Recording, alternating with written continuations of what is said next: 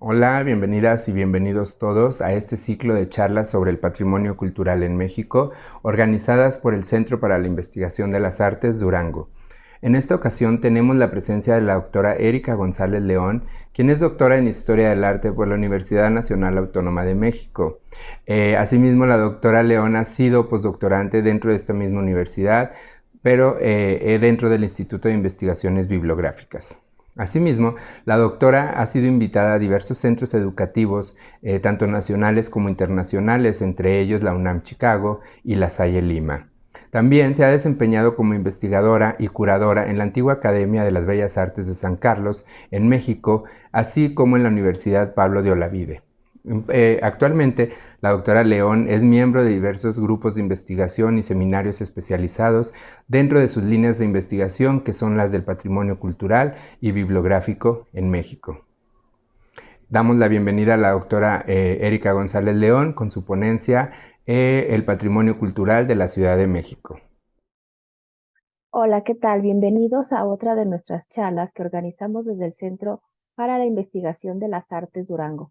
En esta ocasión les hablaré sobre el patrimonio cultural de la Ciudad de México, los retos y problemas de una megaurbe. La Ciudad de México, mítica y monumental, resguarda en su interior un patrimonio cultural tangible e intangible que necesita de diversas estrategias y proyectos que permitan su cuidado, difusión, mantenimiento e investigación. Las diferentes problemáticas que implica su cuidado provienen desde el mito de su fundación, pero hagamos un poco de historia. La Ciudad de México fue fundada en 1325 por los habitantes de la mítica ciudad de Aztlán. Cuenta la leyenda que su dios guía Huitzilopochtli, en recompensa por su valentía y obediencia, les premió con una tierra llena de abundancia y riqueza. Sin embargo, para poder encontrar este sitio debían iniciar un peregrinaje de varios años, hasta que encontraran la siguiente señal: un águila con una serpiente en su pico posada sobre un nopal, que sus raíces estuvieran sobre una roca. Así lo hicieron y se convirtieron en un pueblo errante, hasta que un día, al llegar a los límites del lago Texcoco, región dominada por el señorío de Azcapotzalco, vieron la señal que tanto esperaban justo en un islote en el medio de un lago. Aquella águila majestuosa tenía en su pico una serpiente, tal como Huitzilopochtli lo había indicado. Fue así que los aztecas fundaron allí su ciudad, a la que nombraron Mexico Tenochtitlan, es decir, el ombligo de la luna o el lugar del tunal en la piedra. Después de asentarse en el islote, implementaron el uso de chinampas como técnica agrícola y de expansión territorial. Al estar asentada en un islote, aprovecharon el abastecimiento constante de agua para dividir la ciudad con 4 canales que permitían el trasiego constante de agua y de productos y embarcaciones. Asimismo, servía para llegar al centro de la ciudad, donde colocaron los templos sagrados. La ciudad fue creciendo y con el paso de los años, los nuevos pobladores se asentaron en los islotes cercanos, formando así el barrio de Tlatelolco, establecido en 1473. La comunicación entre los islotes y la tierra firme se hacía por medio de calzadas que conectaban al islote. Estas calzadas eran la de Iztapalapa, actualmente calzada de Tlalpan y avenida San Antonio Abad; la de Tlacopan, actualmente calzada México-Tacuba; y Tepeyac, actualmente calzada de los Misterios. Gracias a la técnica chinampera, la ciudad fue creciendo, pero al ser una isla siempre lidiaba con grandes inundaciones. Se tienen registros de esos sucesos en 1382, en 1385, 1450 y 1499. No hay que olvidar que la sede del Imperio Mexica se componía de 5 lagos: el de Xochimilco, Chalco, Texcoco, Jaltocán y Zumpango, que abarcaba 2000 kilómetros cuadrados, y la separación entre los mismos era en parte natural, pues el agua de los manantiales de Xochimilco y Chalco difería del agua salada de Texcoco, Jaltocan y Zumpango. A mediados del siglo XIV, del siglo XV, los mexicas y texcocanos construyeron la calzada dique que uniría la ciudad de las Chinampas de Xochimilco. Es en esta época donde también se limitaron las zonas reservadas a la pesca, de uso exclusivo para los tenochtlas. Ahora bien, ¿qué sucede con la llegada de los españoles y cómo se va transformando la ciudad? Una vez que arribaron en 1519, la ciudad se convirtió en la sede de los poderes del virreinato, es decir, en la capital de la Nueva España. Estos respetaron los 4 canales que recorrían a la ciudad y como vemos ahí se asentaron y abajo de los 2 mapas podemos ver los diferentes islotes y cuál fue el trazo de la ciudad y cómo se expandió y cómo se apropiaron de ellos. De estos canales, el principal, la Acequia Real, comunicaba a la ciudad con el mercado de la Merced, donde se comercializaba la carne principalmente, con la Viga, donde predominaba el pescado, y con Xochimilco, que era la zona de cultivos de frutas y verduras. Es decir, la ciudad contaba con una red que la abastecía de productos y alimentos. También estos canales o acequias comunicaban con uno de los centros religiosos más importantes de la ciudad, con la iglesia dedicada a la Virgen de Guadalupe en el Cerro del Tepeyac. Y aquí en esta imagen podemos ver la antigua Alhóndiga y cómo todavía hacía algunas décadas podíamos observar cómo todavía estaba el canal de agua y los puentes que la cruzaban. Sobre la traza de la ciudad, si bien la mantuvieron, no fue así los templos. En su mayoría fueron sepultados bajo los cimientos de las nuevas edificaciones que representaban el poder religioso y político de los españoles. La catedral, y solo por mencionar alguna, se construyó sobre el Templo del Sol, el del Hécatl y el juego de pelota. Este mapa, conocido como el de Nuremberg, muestra, además del crecimiento de la ciudad, los puntos importantes y las rutas y caminos con los que se comunicaba este islote. Durante 3 siglos la ciudad y su población continuaron creciendo a un ritmo considerable. Tras la independencia, concretamente el 18 de noviembre de 1824, el Congreso decidió crear un distrito federal, es decir, una entidad distinta a los demás estados que fuese la depositaria de los poderes ejecutivo, legislativo y judicial de la nueva nación. Este territorio no pertenecería a ningún estado en particular e incluiría todo el territorio que alberga, perdón, la Ciudad de México y su zona conurbada. Con ello se quería evitar la hegemonía de un estado sobre los demás. El siguiente mapa muestra la evolución de la Ciudad de México durante el gobierno de Porfirio Díaz. Se aprecia la magnitud de la ciudad y la ubicación de otras zonas, ya que las élites comenzaron una migración hacia el sur y el oeste de la ciudad. La vida bulliciosa del centro se cambió por residencias veraniegas en la zona poniente, en las riberas de los ríos.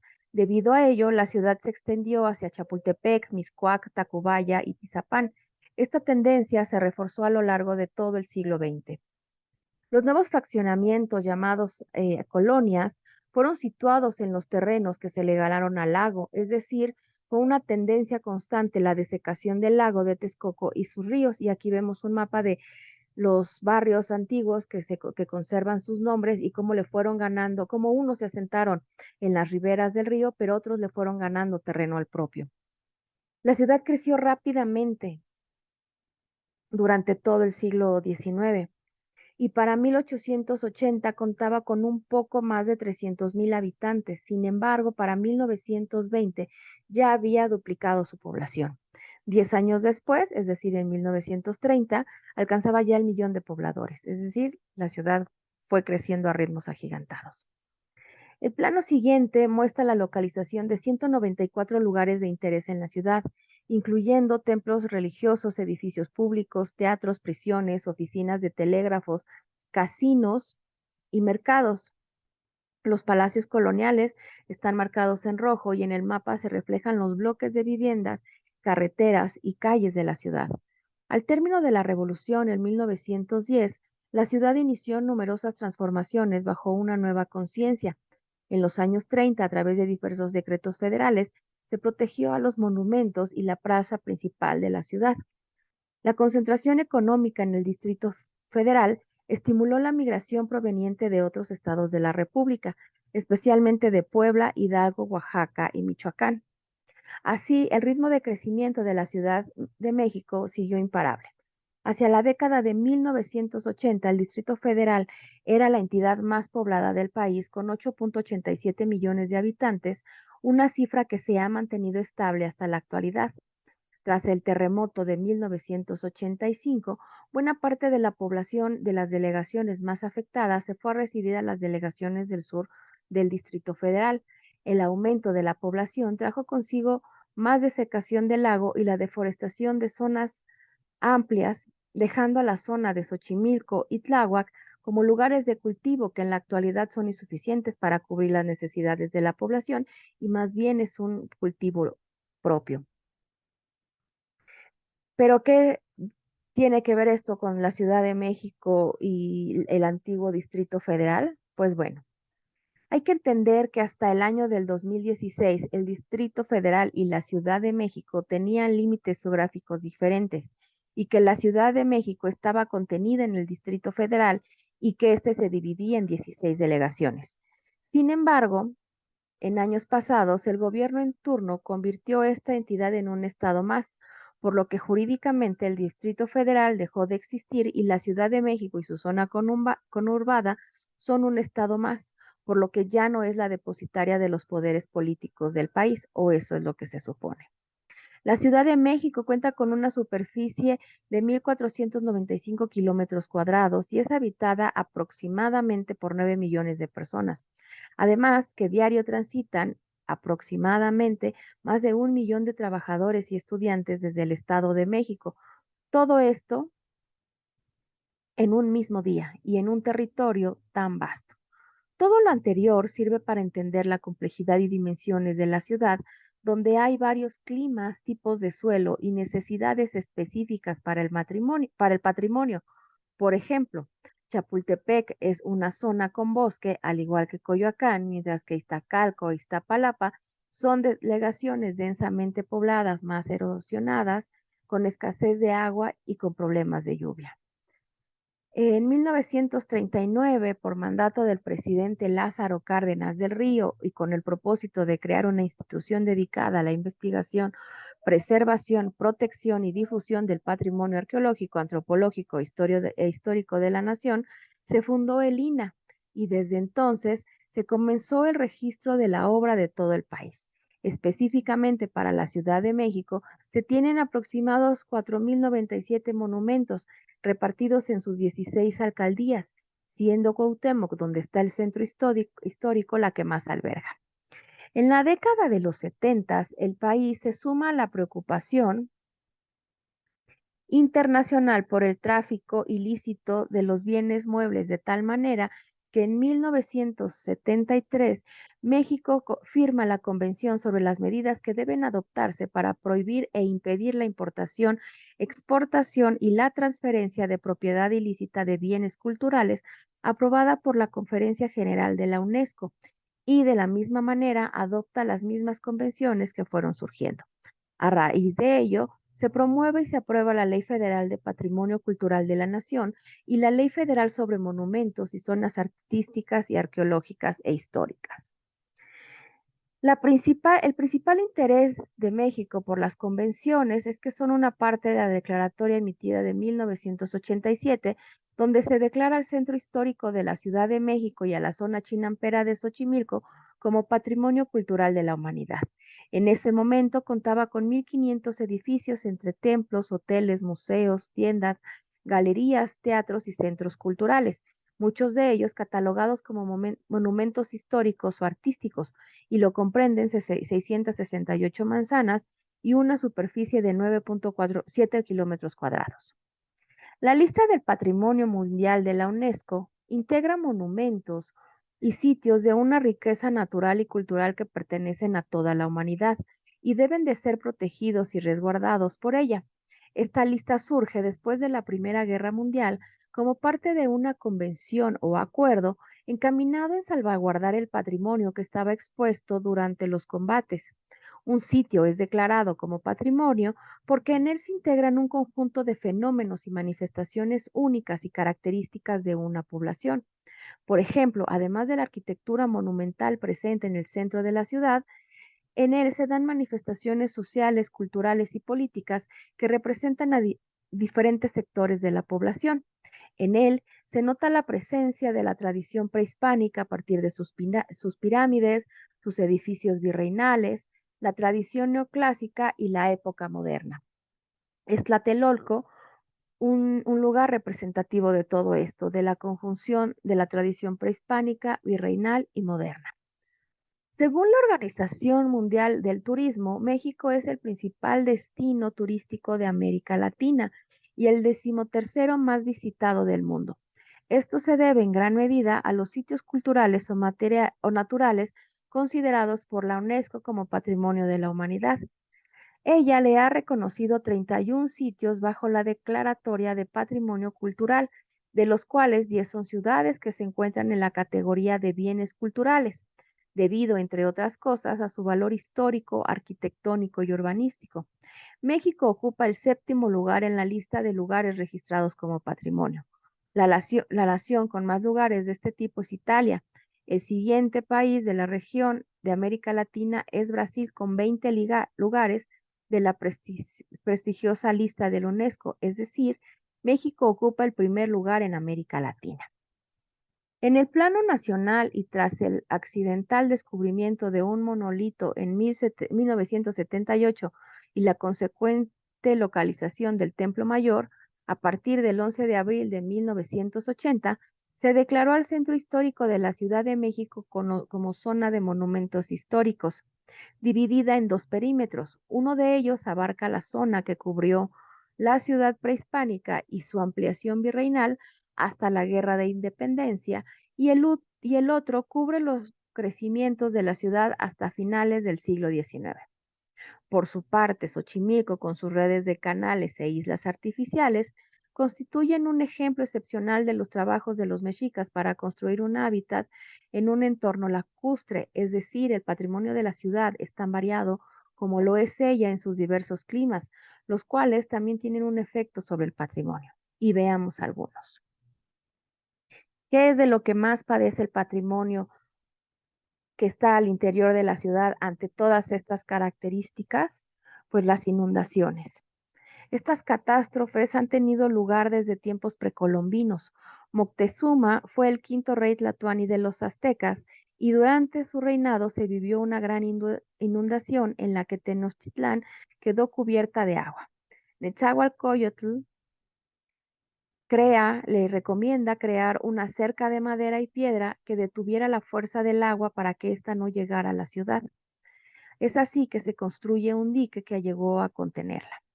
Sin embargo, y ya tras la llegada de los españoles, el 20 de septiembre de 1629, se registró una lluvia incesante de 36 horas que causó la literal desaparición de la ciudad y la muerte de cientos de personas. Se dice que la ciudad quedó sumergida por el agua durante 5 años, tanto que solo se transitaba en ella en canoa y se realizaban misas en las azoteas para confortar a los sobrevivientes a la espera de que el agua se fuera o se evaporara. La magnitud del desastre fue tal que se pensó en trasladar a la ciudad hasta otro sitio. Sin embargo, por lo invertido, se desechó esta propuesta. El agua después de 5 años bajó y se tuvo que restaurar lo que estaba dañado. Las inundaciones continuaron y fue hasta 1866 que se comenzó la obra que permitiría derivar los escurrimientos de las inundaciones, mejor conocida como el Gran Canal o el Canal del Desagüe, que se concibió como un canal de 40 kilómetros que iniciaba en el lago de Texcoco y culminaba en el túnel de Tequisquiac. El Gran Canal permitió la construcción del alcantarillado. Sin embargo, en 1925, a 25 años de que la obra se hubiese terminado, la ciudad volvió a ser víctima de la naturaleza a sufrir otra inundación. Y es que a pesar de los trabajos y las obras desarrolladas para evitar las inundaciones, fue entre 1945 y 1951 que se vio afectada la ciudad nuevamente. Las mayores cantidades de agua cayeron en 1950 y el periódico El Universal informó que 2/3 del Valle de México se cubrió de agua y lodo y que 5 personas murieron. No hay que olvidar que la Ciudad de México contaba con 45 ríos en su territorio y cada época de lluvias estos buscan su cauce natural que se ha visto afectada por la construcción de vialidades, de vivienda, transporte y la inapropiada planeación urbana y la basura. Es por ello que hasta la fecha las inundaciones son un tema recurrente en la ciudad y es algo que no se ha podido solucionar y es algo que afecta el patrimonio cultural y el patrimonio edificado. Ahora bien, la contaminación es otro rubro que afecta el patrimonio edificado y los bienes culturales, pues hay que padecer en la mayoría de los estragos el cambio climático, el cual empeora las condiciones de conservación de un objeto. Ya lo hemos visto en ciudades como Venecia, en la que en los últimos años ha aumentado drásticamente sus niveles de agua, mostrando un panorama complejo para la preservación y cuidado de los edificios. En México, la contaminación ambiental afecta las fachadas y la durabilidad de los edificios, pues durante la década de los 50 fueron retirados el aplanado de los templos para exponer la cantera y la chiluca, quedando sin su recubrimiento y afectándose más por estos cambios de temperatura, por estos cambios que involucran el cambio climático. Por su parte, los principales problemas que se enfrenta el área de Xochimilco son la contaminación y el exceso de sanidad del agua, de los canales, la pérdida de la humedad del suelo, el crecimiento del área urbana. Es importante recalcar la condición del agua, pues la sobrevivencia del medio chinampero depende en primer lugar de su cantidad y calidad, pues del Cerro de la Estrella llega agua tratada a los canales de Xochimilco y es un factor que altera el manejo actual de la producción chinampera, ya que tiene un alto potencial tóxico para tanto para los vegetales como para el suelo, provocando la falta de control de aspectos tan importantes como la sanidad de los cultivos, los grados de salinidad y sodicidad, la concentración de elementos menores y metales pesados, la presencia de materia orgánica. Todo esto propicia y hace más vulnerable el cultivo frente a plagas y bacterias. Cada vez son más además los protectarios de chinampas que abandonan la actividad agraria y se buscan un empleo en la ciudad. Además, está en constante riesgo el ajolote que es endémico de la zona, es decir, la contaminación afecta también a este patrimonio cultural que tenemos en la Ciudad de México y se tienen que hacer estrategias amplias para detener todo esto que sucede en esta zona que es patrimonio. Esto va de la mano también con con otro problema de la ciudad, que es la sobrepoblación y la constante construcción de vivienda en espacios concentrados que afectan el patrimonio. Por ejemplo, la desecación de la ciudad por la necesidad constante de agua ha provocado que que el suelo sea menos firme y aumente el hundimiento de diversas zonas de la ciudad, como el centro histórico y la catedral metropolitana. El hacinamiento de la población se mostró en la anterior pandemia, en la cual también el patrimonio estuvo en riesgo, no solo por los productos agresivos que llegaron a emplearse para la desinfección de los edificios y los espacios, sino en lo que respecta al patrimonio cultural inmaterial de las poblaciones, que ante la imposibilidad de reunirse, debieron explorar la resiliencia para fortalecer los vínculos comunitarios. A raíz de esto, riesgo que tiene el patrimonio cultural inmaterial, la UNESCO lanzó una serie de recomendaciones, en específico tres, encaminadas a reconstruir el tejido social y lograr la visibilidad y comprensión del patrimonio a partir de programas y estrategias que puedan implementarse ante las emergencias. Y es que ante una pandemia, lo que nos mostró es que no estábamos preparados para afrontar lo que sucedió y probar estrategias para que todo lo que es patrimonio y lo que implica fuese salvaguardado. Y es que hemos hablado de desastres naturales y otros causados por el hombre, pero uno de los problemas latentes de la Ciudad de México y de otras regiones del país son los sismos que han afectado seriamente el patrimonio edificado. Hasta hoy en día no se han terminado de restaurar los monumentos que fueron afectados por los sismos del 2017 en diversas partes del país. Como vemos, aquí hay algunos ejemplos de lo que sucedió en este temblor y aún en este 2023 se siguen restaurando los edificios o siguen siendo o se mantienen apuntalados porque tampoco hay suficiente presupuesto para todos reconstruirlos. pero ahora nos enfrentamos a una nueva problemática que tiene que ver con las diversas poblaciones que están cercanas al volcán Popocatépetl y que se han visto afectadas por la caída de ceniza, ante lo cual se han lanzado únicamente avisos generales para informar a la población de cómo proteger el patrimonio bajo su resguardo. Pero, ¿qué se debe de hacer en estos contextos? Porque hemos hablado de muchos problemas, pero ¿qué es lo que tenemos que hacer nosotros como difusores del patrimonio? Toca hacer proyectos que incluyan estrategias en los que el patrimonio en México pueda protegerse y no solamente en una línea, sino en diversas líneas y diversos especialistas que nos ayuden a comprender y a entender las diferentes geografías y cómo éstas se ven afectadas por las diferentes, por su ubicación. Es importante nosotros como profesionales plantearnos si la divulgación que estamos haciendo sobre el patrimonio es la adecuada y si ésta está llegando a la población correcta, pues como profesionales tendríamos que tener en mente y la obligación de que nuestro conocimiento llegara a la población que convive con todo este patrimonio día con día y dotar a esa gente de herramientas para que puedan conocerlo, cuidarlo y protegerlo. Este es un ejemplo claro de lo que sucedió ante el desconocimiento, pero ante la urgencia de una situación.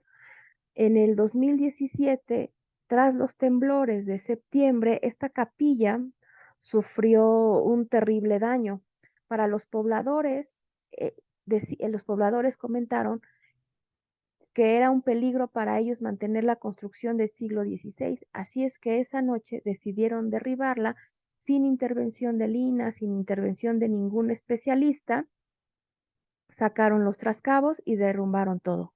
Cuando el Lina llegó, ya no había capilla, solo se encontraron con cascajo. La pregunta es si los pobladores de esa localidad hubiesen estado con el conocimiento adecuado sobre la importancia de esta capilla la hubieran derrumbado de igual manera.